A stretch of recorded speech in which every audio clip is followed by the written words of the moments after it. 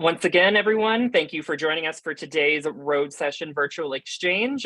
We are just ironing out a few technical issues with the in-room portion since we are a hybrid event. For those of you who are joining us virtually, feel free to go ahead and use the chat box and just introduce yourselves. Let us know where you're zooming in from this afternoon. We should be getting started in just a few short minutes.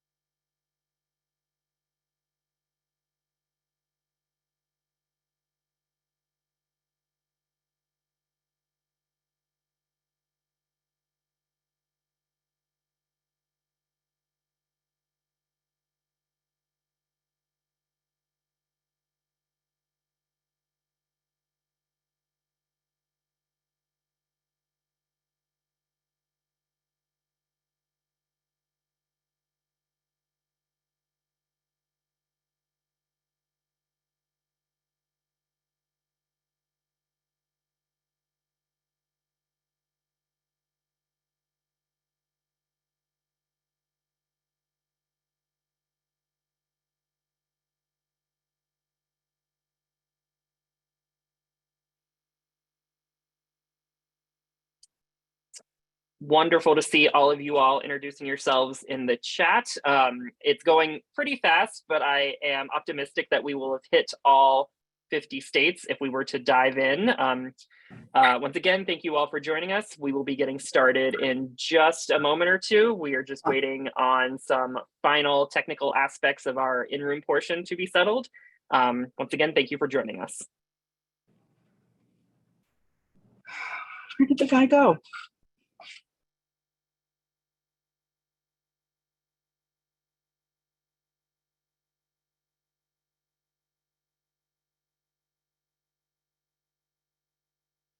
From the Reservoir Center, we're still working on our audio and video, mostly audio.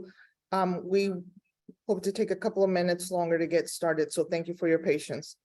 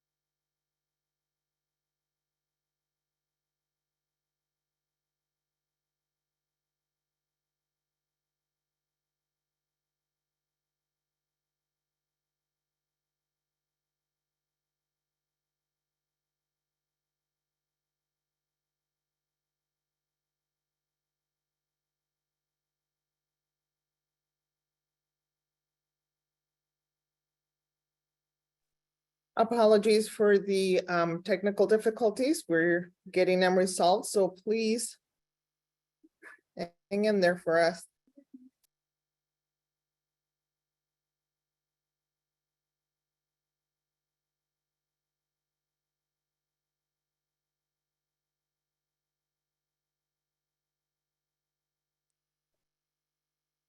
All right, Taylor.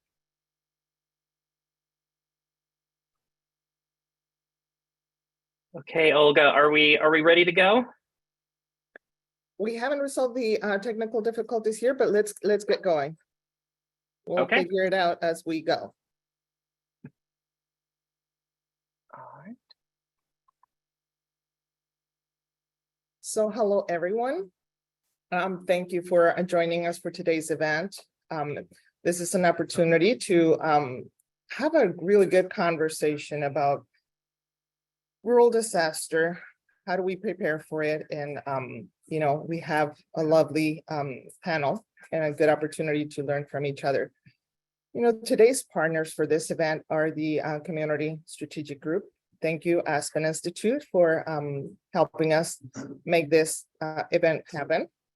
Rural LISC is also another partner. So is the International Economic Development Council, the Federal Reserve System, obviously RCAP, and HAC. So those are the members that have been working together on this road session, the 11th session, by the way.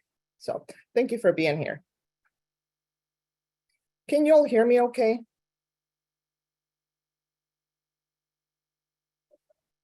All right. Yes, good, thank you.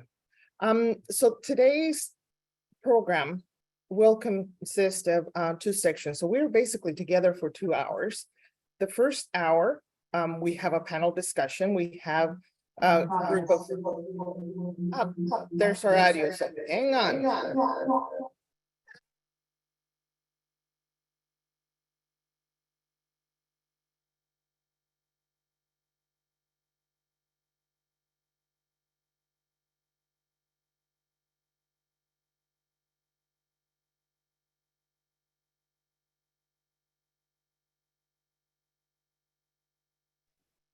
Okay.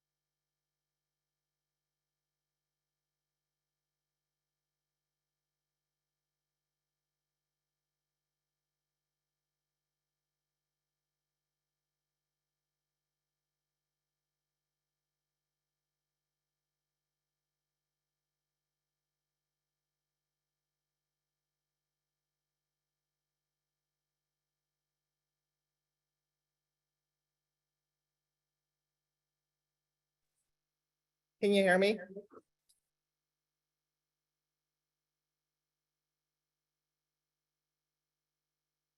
How's now? There's still an echo. All right, so we're trying to resolve the echo.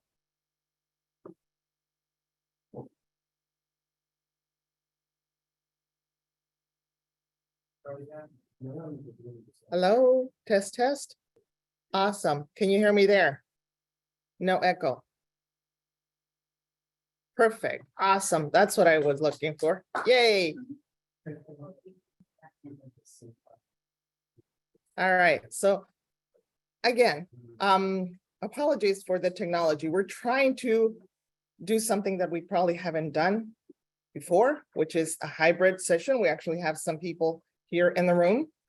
And then obviously the virtual piece that it's all of you, 234 and more joining us. So that's great. So as I was saying, for the format, we have 2 hours together during the entire event. The invitation really is to make sure that we make use of the chat box to post any questions, to make any comments or highlight anything that you might have. So let's please make sure that we use that as much as possible.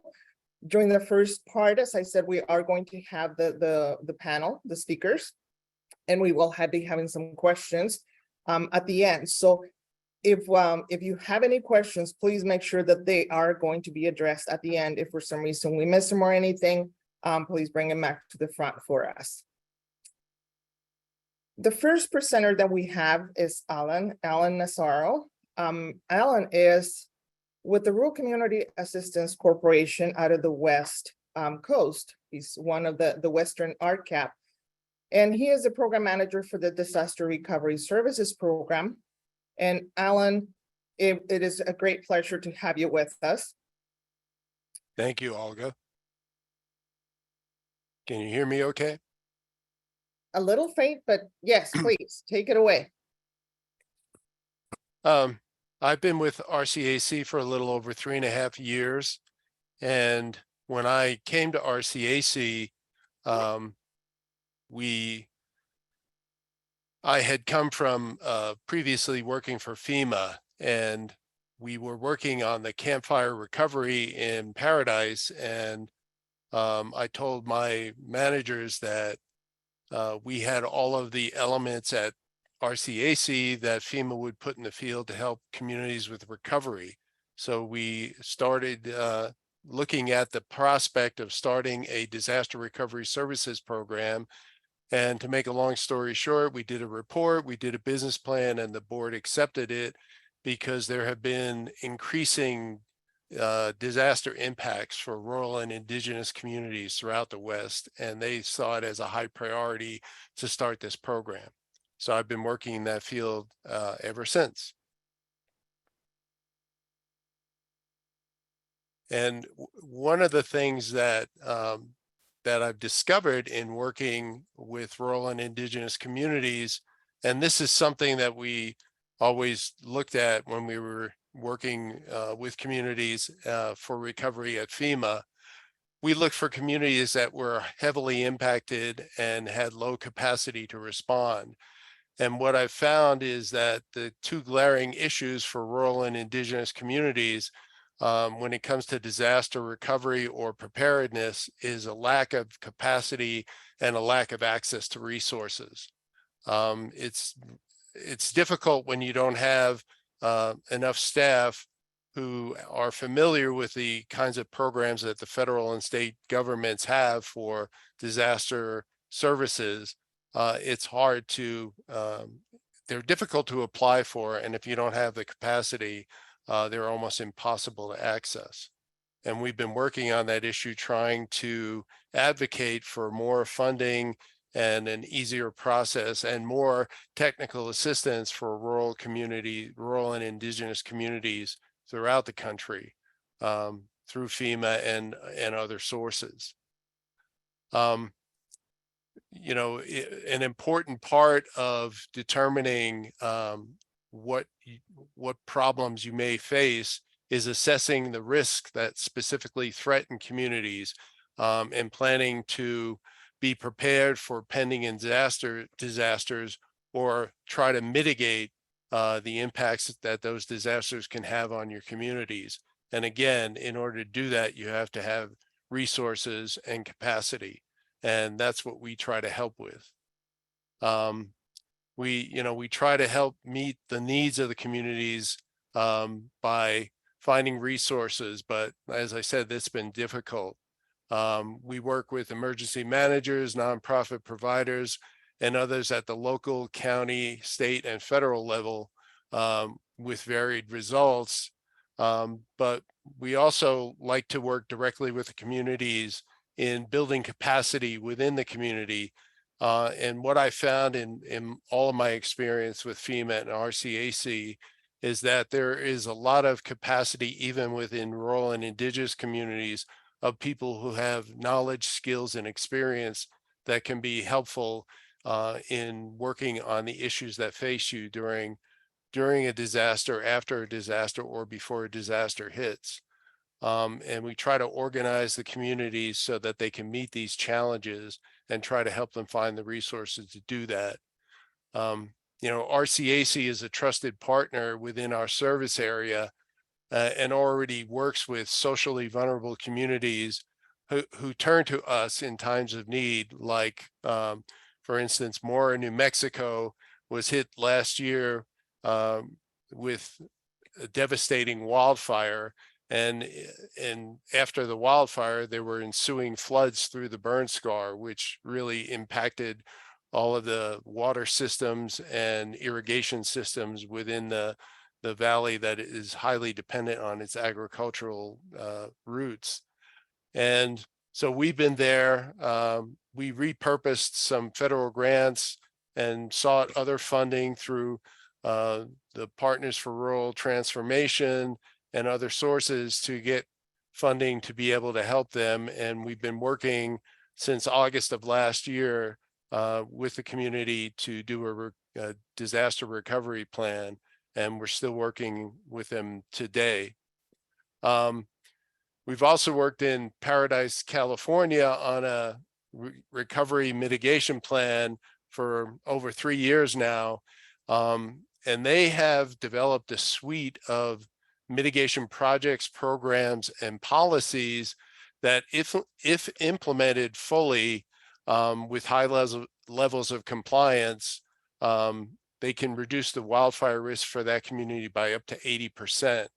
And we're talking about home hardening, we're talking about buffer zones, we're talking about wildfire informed development patterns. For instance, before the fire, the town of Paradise had no sewer system whatsoever.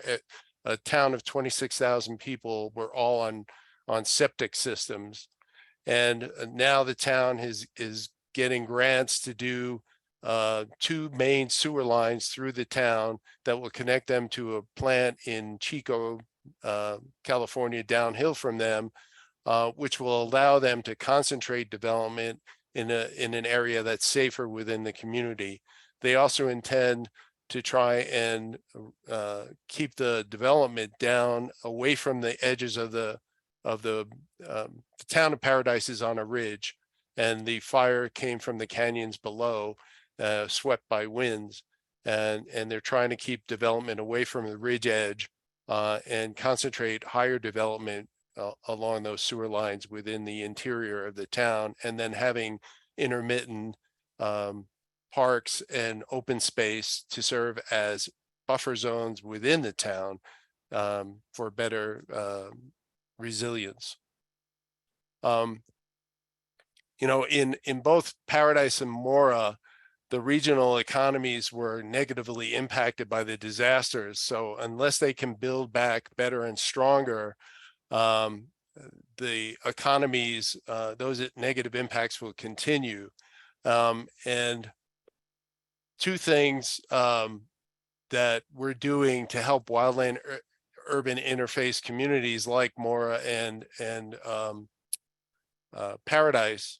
We're doing groundbreaking research in Paradise, partnering with partnering organizations that develop models that show that there are pathways that wildfires take to enter a community, where the fire will follow the path of least resistance with prevailing winds and the conditions on the ground with undergrowth and soil moisture and other conditions like that taken into account. And if we can identify those pathways and mitigate against where those fires are most prevalent to occur, then we can greatly help reduce the risk of the wildfires entering the town. And we can also lower the cost, make it more effective and efficient to mitigate against the fires. So we're doing that. And secondly, we use a whole community engagement approach in disaster recovery, which identifies and organizes community resources to work with state and federal disaster agencies that ensure the community's needs are being met, the community's needs and priorities are being met. So that's two things that we are doing in the way that we get involved with communities that can help these rural and indigenous communities become more resilient.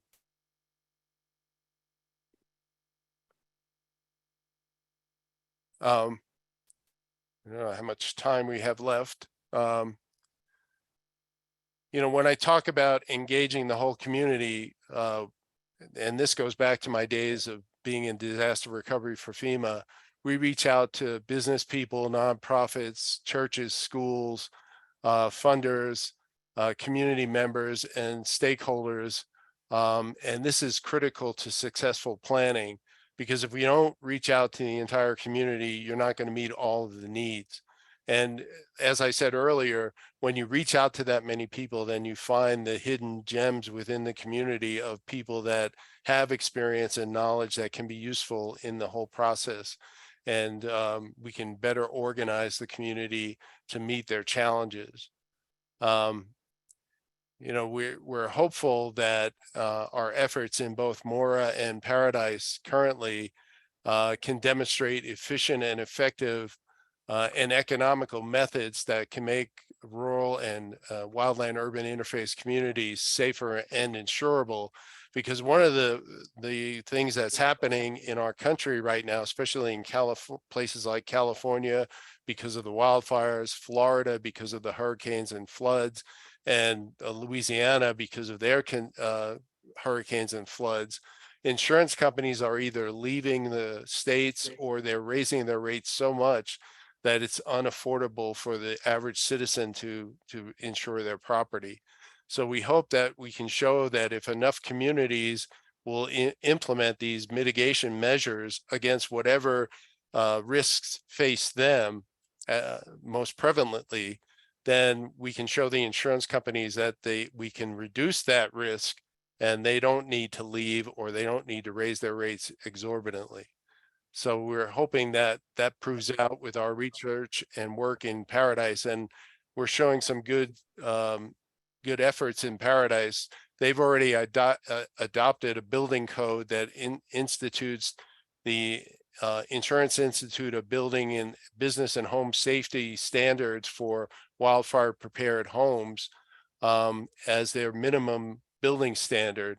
And so every home, and because of the campfire, 90% of the town was destroyed. So building back, every home that is built from this point forward, or from July of 22 forward, is going to meet that standard, making everyone in the community safer. They've also gotten funding from FEMA to retrofit the homes that survived that were older that may have been missed by the fire. So they're really making a good effort to reach a high level of compliance with those standards that will make the whole community safer. Thank you, Alan. It's, you know, I think there's going to be a lot of questions that come out of what you just shared with us. And we invite everybody to continue to think about, you know, what is happening, what is going on. And so, you know, there'll be an opportunity to ask those questions of Alan later on. And how about we turn it over to Christina Jones? Christina, why don't you, I don't know if you have the ability to turn on your camera, but we'd love to hear from you. I believe my camera is on, right, Devin? There you are, yes. Okay, awesome. Thanks everybody for inviting me today. I am pinch hitting for the vice chair of the Ironton Reconstruction Development Committee, which we call IRAD. She had an emergency, so I'm going to do my best to represent them and what they have been working on. For the last 6 months, I have been their disaster recovery consultant, essentially. My background is community development finance and organizational change management. and I am a former LISCer. I worked for LISC as the Gulf Coast Finance Director, and then later on served as a consultant to rural LISC. So it's a pleasure to be back amongst the mix, working in rural communities. So the first thing to know is that IRAD is a historic, I did not develop this PowerPoint, so I will be pinch hitting with this as well. So Ironton is a historic community in Plaquemines Parish, which is where the Gulf and the Mississippi River meet. It's about 22 miles south of New Orleans. And Ironton was developed in the 1800s as a free people of color community. It is the home of 50 families, 50 residents, and folks have been living there for generations. Ironically, Ironton survived Katrina pretty well. And what we learned from that disaster was that the elevated home survived Isaac, which is our most recent storm in 2021. But the homes that were not elevated did not. And now there's a requirement that all of the homes at Ironton be elevated. And so that has delayed recovery to some degree. But what has happened that we've been able to do is sort of create a community-based organization that is comprised of the family members who live in Ironton. There are 7 people on the board. And we are working through what it looks like to have a 501c3 focused on recovery, but that is also very cognizant of the familial history of that town.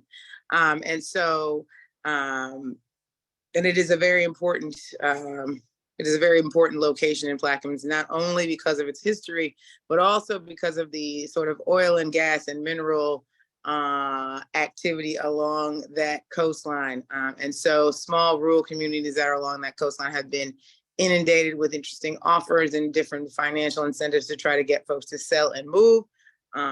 There is a grain elevator that folks have been trying to develop in that area. And so Ironton sits in an interesting, as we would say, catbird seat, and it can create, we're hoping that what we do in Ironton will be a map for folks up and down the river, especially for other historically Black communities that were started early on in the 1800s, like Point Lahash and West Point Lahash, which is down the river.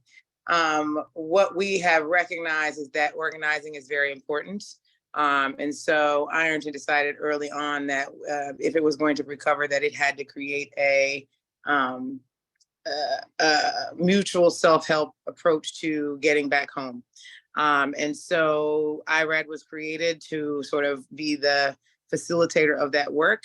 But what we've also recognized is that because places like Plaquemines Parish particularly have been over and over again impacted by hurricanes, and unfortunately have not always had the resources nor have gotten the help they need in a way that is conducive to producing benefits for everyone, that it was important for the community to organize and for there to be a sort of a point group in Ironton that could facilitate the relationship between Plaquemines Parish Council through FEMA and other folks who are in Louisiana are working on disaster recovery. But frankly, what we've also learned is sort of community organizing and getting small communities to work is that there is a lot of personal, sometimes personal things that can interfere with the work because everybody knows each other so well. And so one of the things we're doing, and we, I think will be a model for other communities that rural and small communities, is we are going to go back and do what we call restorative justice circle, right? This is an opportunity for community members to basically air out any grievances they may have with each other. There have been some challenges in terms of moving forward with some of the projects because the amount of money that it's going to cost to recover versus where we are right now in the recovery process and the clarity around how FEMA is going to help or not help, how folks spend money in order so that they're not ineligible for resources has caused folks, as we would say in Louisiana's, nerves to be bad. And so that has become a point of contention, and we've been working really hard to create a model by which other local communities can use, so that when they get started on community organizing and bringing families together to decide what is the future look like, that everybody can be on the same page. So that's some of the work that we are hoping to bring to other communities. The other thing that IRAD did was go through a very lengthy sort of like, what do we want our community to look like in the future? This is an opportunity to re-envision the future of IRAD, right? So the 8 homes that were raised after Katrina are standing and occupied, but the other 42 homes are not. They are not occupiable. So many people have been living in FEMA trailers for like over 18 months now. And we are working to figure out the elevation plan. That is the most important part of this. And then secondarily, to figure out the drainage and flood problems. So IRAD has ditch drainage, right? And it works on a septic system. And so there are some questions and challenges about how we connect it to the main sewer and system, which is at Plaquemines Parish in Belle Chase, which is a town next door, so it's a suburb of New Orleans to some degree. The other thing that we want to know is that, where are we?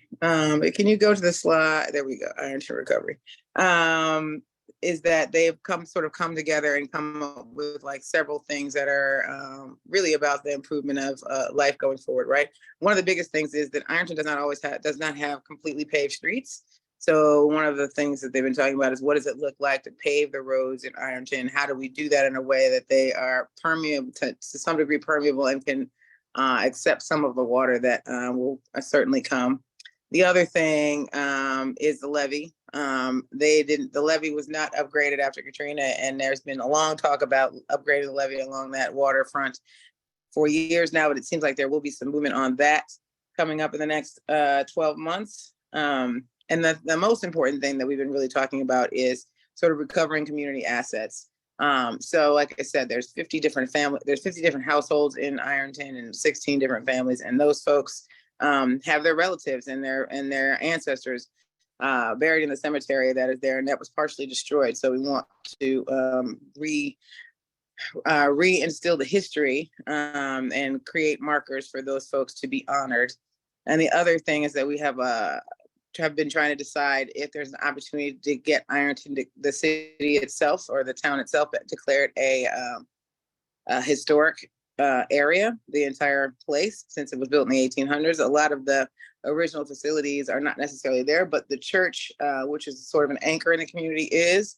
And so we've been negotiating and talking about what does it look like for us to identify assets in Ironton that would be considered historic and get a historic designation, so that the town cannot be impacted by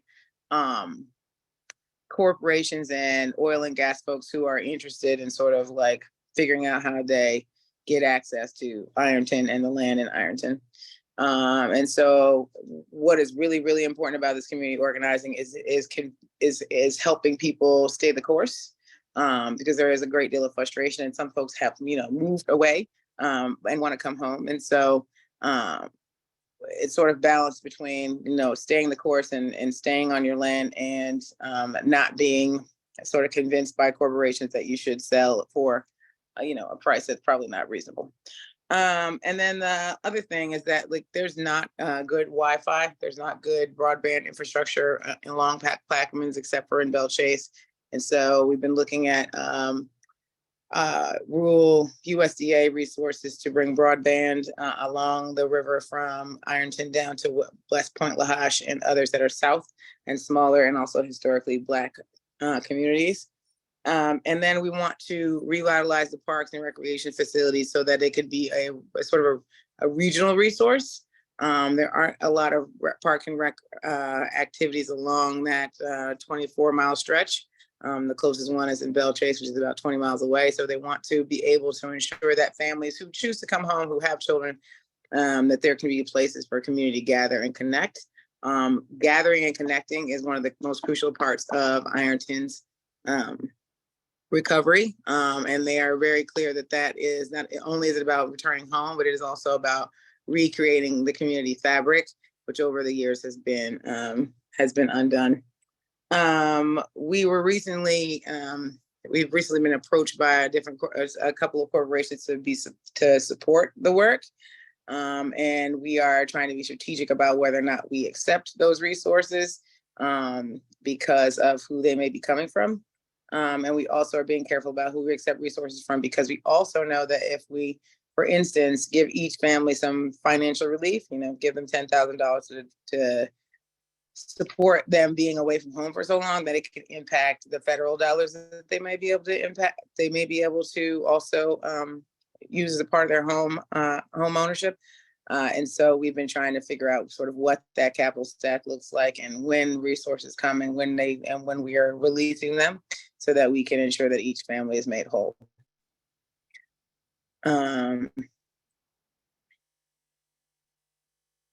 Robert, I see a mic in your hand. Did you have something to say? I can't hear you. Yeah, we were trying a different approach. It's not quite working. How about that? Okay. Is that better? Okay. So I was saying, thank you. Thank you for jumping to the opportunity at the last minute. So really appreciate your sharing the story and so much of what's going on in that community with us. We're to make sure that we have opportunity for questions, we're gonna move right along. So our next speaker is Rafaela. Thank you, Christina. And Rafaela, I know today is a day of technology challenges. So I don't know if we're able to see you, or if you're just able to connect with us by audio. Are you there? I'm here. Can you hear me? There you are. Thank you. Great. And can you guys, hopefully you guys can see me as well. I see myself on the screen. You. Great. All right. So thank you for there you are. that. Thank you. Great. So for those of you that are not familiar with our agency, the SBA was created in 1953 and is the only federal agency that's dedicated to small businesses. And our focus is to ignite change and spark action that helps small businesses start, grow, expand, and recover from disasters. Under our disaster recovery mission, though, we have a unique role in also supporting individuals and nonprofits. So today I want to talk about some of the changes that we've made to expand the support that we provide to individuals, small businesses, and nonprofits both before and after a disaster. To implement these changes, the agency went through a significant reorganization last year. We moved the loan processing component out of the old former Office of Disaster Assistance and created a new Office of Disaster Recovery and Resilience that could focus more holistically on the disaster preparedness and recovery going into the long-term recovery phase after an event. This new enhanced mission, it really looks holistically at the small needs of businesses and how we can help them prepare for disaster and recover more resiliently if one should strike.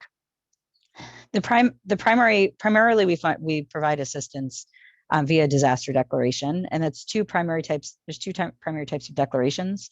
There's either a presidential disaster declaration or an SBA agency or administrative declaration.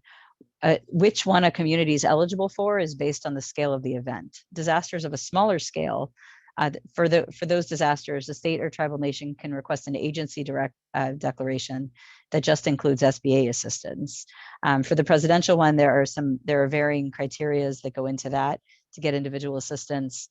That assistance that would not help businesses. It's limited to individuals and nonprofits and the public sector. So, but an agency declaration that SBA is able to provide is a much smaller threshold than a presidential. The requirement is actually only 25 damaged homes and businesses with at least 40% uninsured property damages or losses for each declared county. And if a declaration is received, we can support both physical disaster assistance as well as economic injury. We have two different loan programs to support survivors. We're also, so through this, the economic injury disaster loan program is actually even more broadly available to help small businesses meet their financial obligations and operating expenses that could have been met had there not been a disaster. These declarations, the amount required, the amount of damages required to trigger one is even smaller. If a governor certifies that 5 small businesses have suffered substantial economic injury where working capital is not available, we can provide support or also if the Secretaries of Agriculture or Commerce declare an agricultural or fishery resource disaster under their respective authorities, we can also provide assistance under an economic injury disaster loan program, which the acronym for that is EIDL. So I apologize if I use that for the remainder of this workshop. So we also have a program that's available for military reservists. If an eligible small business has an essential employee that's called up to active duty, then the owner of the small business can also apply for an EIDL loan. We do have some, we have some new legislation that was passed in on December 20th of last year that gives us even broader authority to support rural communities. It's known as it's under the Disaster Assistance for Rural Communities Act that was signed into effect by the president. As a result of the president's actions, we're now authorized to declare disasters in a rural area. I'm sorry, can you put up the first slide? We're now able to also provide a disaster declaration in a rural area at the request of a governor of a state or the chief executive of an Indian tribal government if the following criteria are met. And I don't know if we're able to get the slide up, so I'll go ahead and talk through it. If the rural area has received a major disaster declaration for public assistance, but not for individual assistance, we can now provide assistance to that community upon request if only one home or small business or private nonprofit organization would be eligible. This means that they would have incurred significant damage, also using the same criteria of the 40% uninsured losses. We also have some exciting new rule changes that are taking into effect that actually went into effect yesterday. We just made effective the direct final rule to update our disaster loan program and to expand the amount of support that's going to be provided. I'm sorry, I can't see the slide. I saw somebody in the chat. Yep, this is the right one. Thank you. This includes an increase from we currently are able to provide $40,000 for repair or replacement of household and personal effects after a disaster. This relates to the physical losses. Now that amount is going to be increased to $100,000. We also significantly increased the amount for repair or replacement of a primary residence. That goes from $200,000 up to $500,000. We also have made permanent a policy that was put into effect last year that provides 1 year of no interest and no payment, a deferment period for all disaster loans, which had been set to end at the end of September, and now that'll be a permanent new rule. We've also increased the maximum refinance eligibility from $200,000 to $500,000, and we've removed the restriction of eligible refinancing if there is compensation from insurance or other recoveries. And also in mitigation, for mitigation dollars, it's currently 20% of the verified physical loss that used to be capped at $200,000, and it will now go up to $500,000. Businesses and nonprofits can borrow up to $2 million to cover losses that aren't fully covered by insurance. And under our EIDL program, up to $2 million is available to meet financial obligations and operating expenses. Since 1953, we've approved over 2 million disaster loans for over $66.3 billion to help businesses and residents recover. This doesn't actually even include the funding that we provided following COVID in EIDL loans. That number if you combine the PPP and the EIDL loans that were provided by SBA, it was over $1 trillion in support that we provided provided in assistance. So I had mentioned our new mission has us growing how we promote resiliency through building partnerships and encouraging mitigation.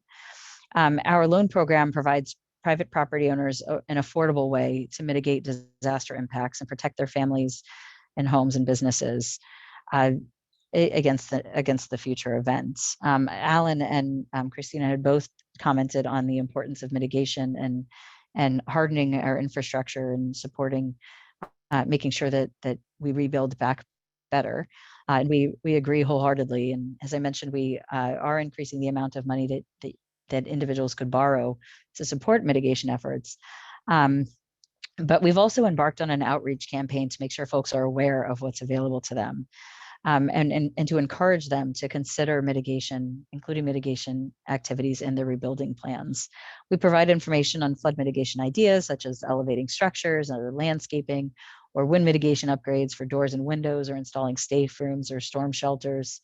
And we also talk with the disaster survivors and provide additional information on how those upgrades might impact their loan. While spending $10,000 or $15,000 in mitigation activities can be unaffordable or seem far more overwhelming, when you advertise that amount over 30 years as part of a low interest SBA loan, it could mean an extra $15, $25, or $50 a month. Our rates are extremely low, and we also provide ideas for individuals on what they could do without any additional funding, to encourage them to harden their homes and businesses. And while we don't have expertise in construction standards, we have developed partnerships to get information to support our applicants in building back better. I think I believe Alan had also mentioned IBHS. We've had a partnership with them since 2018.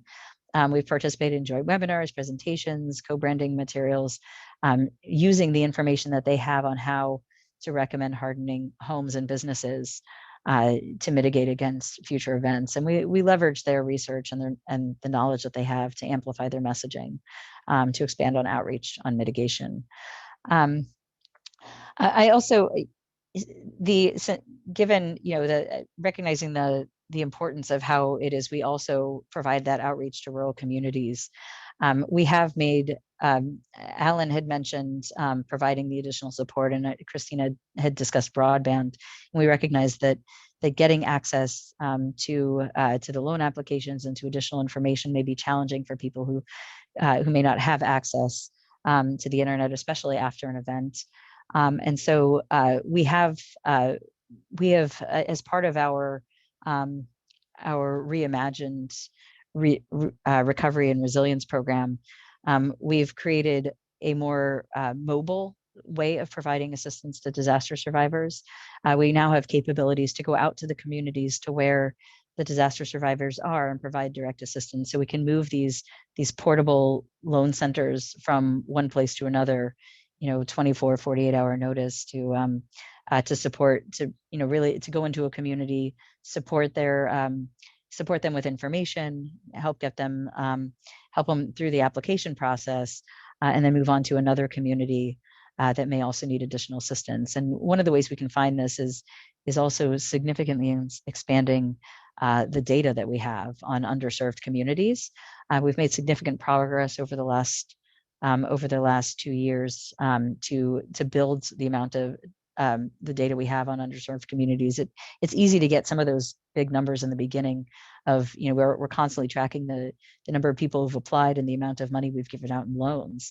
But what that number doesn't tell us is whether we've appropriately reached out to the hardest hit communities, to these underserved communities that need our assistance the most. And so now we have ways of identifying where those communities are so that we can work better with the state, local governments and tribes to really get out there and get folks the assistance that they need.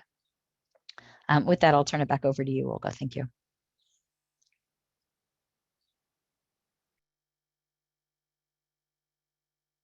I can't hear you.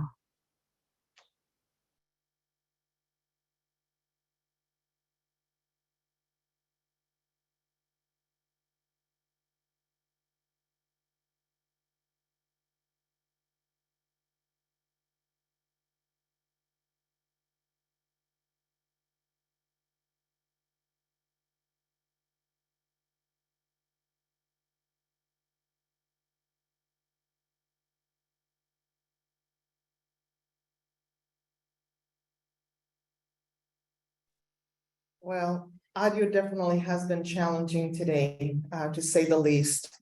So first of all, apologies for that, and thank you for your patience as we navigate through this technical difficulties. One thing that I haven't said And I'd like to take a moment right now to say thank you to the Reservoir Center for hosting us in person. So there is a big screen for those that are here physically in attendance at this event. So, despite the challenges, it's the integration of the two worlds. It's not seamless, as you can see. And with that, I would just like to take this opportunity. I know we are almost, we don't have a whole lot of time, but there are some very good questions that I think I'd like to explore a little bit with the panelists. Thank you for sharing so much good information with us about this particular issue, because it's very important. So if I can have the panelists back on the screen, that'd be great. I'll start with Alan. Alan, in your mind, what is the role of philanthropy, both either local, regional, or national, in relation to this work? Specifically, like what kind of different community finances institutions can help provide support for this efforts? And the reason I ask that question is because you mentioned technical assistance. Obviously, RCAP is a technical assistance provider, and sometimes there is a need for flexible funding. But where do you see that being either the opportunity or the opportunity for funding to get invested? Well, I'm glad you asked that, Olga. One of the ways that we were able to start our disaster recovery services program was through a no strings attached grant that RCAC received from the Mackenzie Scott Foundation in 2022. And that part of that grant served as a seed money for us to get this program off the ground. And the work that we've done, some of the work that we've done in Paradise, or most of the work that we've done in Paradise, came from local foundations, either the North Valley Community Foundation that services Northern California, and another grant that we had was the California Resiliency Challenge grant from the Bay Area Foundation out of San Francisco. So philanthropy can play a really important role. And just like the Bay Area Foundation, I think more philanthropic organizations are realizing that to invest in resilience and mitigation actually saves them money on the recovery side. FEMA's studies show that for every dollar invested in mitigation, you save $6 in recovery costs. And with climate change, the impacts and the frequency of disasters are getting worse and worse. Between 1980 and 2022, the average amount of billion with a B, $billion disasters was 7.9. But in the last 7 years, that has jumped to 17.9 billion dollar disasters. And that's from the National Oceanographic and Atmospheric Administration records. And they track that annually. It's just, I think, FEMA on the mitigation side, in order to access FEMA mitigation funding, you have to have a FEMA approved mitigation plan. But most rural and indigenous communities, as I said previously, don't have the capacity or the knowledge about these resources to go after them. And unfortunately, if you help someone with an application for funding under current regulations or policies, then you're prohibited from helping them with the plan. So we've been trying to get FEMA to change their policies to allow for a complete process from application for funding through planning and implementation for these rural and indigenous communities. And that's an area where I hope that philanthropic organizations can help and or CDFIs throughout the country. I've even heard rumors that insurance companies are considering putting money into mitigation planning because they're losing money on these disasters annually. Thank you. Thank you, Alan. We have A lot of good questions in the question box, and I think one of the questions that I would like to ask is what do you think are the biggest, or what are the biggest keep me up at night challenges related to disaster recovery or disaster preparedness that are facing people and businesses, especially in rural America? And this is a question for the three of you. You can take a quick 30 seconds to answer it.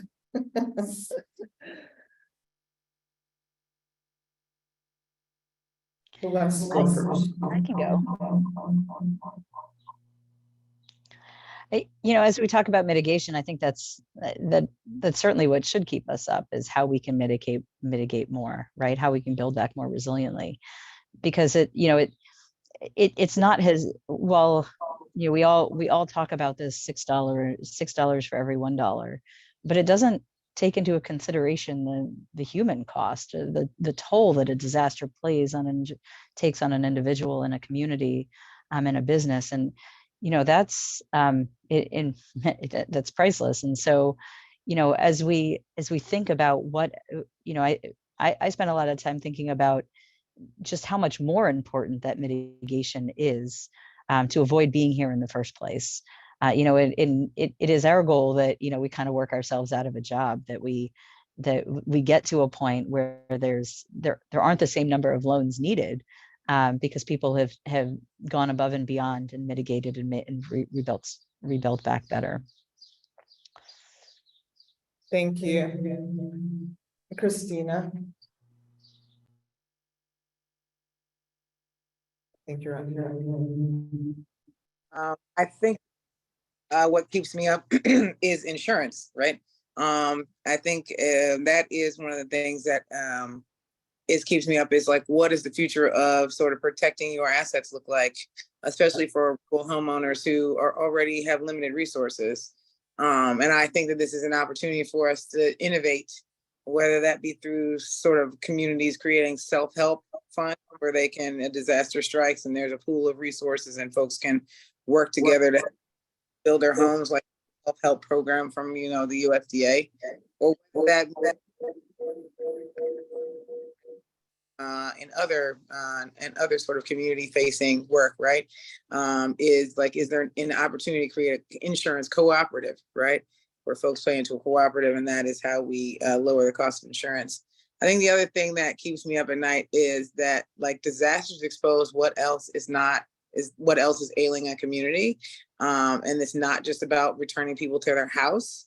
It is also about addressing the issues that surround being home, right? Whether that be community issues that existed before the storm, whether that be mental health resources that weren't available. Like, I think that we have to take a holistic approach to disaster recovery. It's not just about housing, roads, and flood drainage, right? Like, that can make you feel more secure about your home, but how does that address sort of the trauma that happens? And lastly, I think it would be great for us to see some more of these sort of strong home activities that we've been doing. Like I'm a commissioner for the Redevelopment Authority in New Orleans. And one of the things that we've been trying to do to lower the cost of home ownership for folks is the fortified roof. So developing a standard of building care that we can replicate and make available to rural communities, I think is really important. Sort of like the enterprise green home standards were developed, right? If we could do that when it comes to disaster recovery, and we knew that would lower insurance costs, I think that would also be great. That keeps me up at night too. Thank you. I think those are all very valid concerns and very real. Alan, what do you have? Well, one of the things that I've seen working for FEMA and RCAC is the displacement of people, especially underserved and vulnerable people from communities, because affordable housing gets destroyed. And, even in New Orleans from Katrina, New Orleans never recovered the full population it had prior to Katrina. And people were displaced nationwide. And the same things happened, in Paradise, and other communities where people get displaced. And it's so, we always say this, recovery is a marathon, it's not a sprint. But those people that can't afford anything above what they were paying before have no options when it comes to housing. And, you know, FEMA puts in temporary housing, but people are only allowed to stay in that for 18, maybe 24 months before they have to have a plan to get out. And what is your plan if there's no housing being built? So affordable housing in areas that had a housing crisis prior to a disaster is a huge problem for this country. And we are not facing our affordable housing problem. Very real concerns and very real issues that are affecting a lot of our communities. So the invitation is for all of us to be a voice and be a champion to begin to move, elevate these issues and bring solutions, long-term solutions. So with that, I'm gonna say thank you to our wonderful panel. You all did amazing. And once again, apologies for the technology challenges on our end, but despite all that, we had a great conversation. I think we learned from all of you so much. There are questions that we might not be able to, that we didn't get to. And I hope we can get back to you in writing, in email. So again, thank you for your time. I am gonna turn it over to Tyler and Devin so they can instruct you on the rest of the session together. Again, thank you for your time and for being here today.